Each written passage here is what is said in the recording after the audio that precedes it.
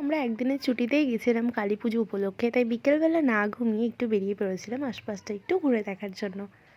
মানে আমার তো ঘুরে দেখাই আছে, ওকে একটু দেখানোর জন্য। তো এই তো এরপর আমার এই সাব বাবাজির সাথে দেখা হয়। আর তারপর তো মা ফোন করে ডাকে যে বরণ হচ্ছে চলে আয়, তাই তো এসে দেখি কাকিমারা সবাই বরণ করছে। আর একে একে তো মায়ের সব গয়নাগুলো খোলা হচ্ছিল, আর এখানে আমরা হাতে দিয়েছিল, তাই একটু ভিডিও নিয়েছিলাম। এটা বেশ কিউট লাগে আমার। তো এই তো এরপর সিঁদুর খেলা হয়ে গেল। আর আবারও একটা বছরের অপেক্ষায় থাকবো আমাদের পুরো পরিবারটা।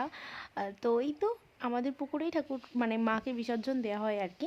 তো এই তো কাকা তো মাকে নিয়ে বেরিয়ে পড়েছিল, আর আশেপাশটা একটু ঘুরেই ঠাকুরটাকে বিসর্জন দেওয়া হয়েছিল।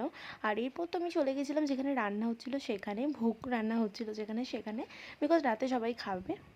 আর মেনুতে তো ছিল হচ্ছে খিচুড়ি, পাঁচ তরকারি, চাটনি আর পায়েস। তো এরপর আমি কোনোরকম আয়না না পেয়ে এই জানলাটাতেই নিজের একটু ভিডিও করছিলাম। আর এরপর তো ওখানে গীতা পাঠ হচ্ছিল, তো সেটার ক্লিপ নেওয়া হয়নি। আর এরপর তো খেতে বসে গেছিলাম। And that's it for today. By.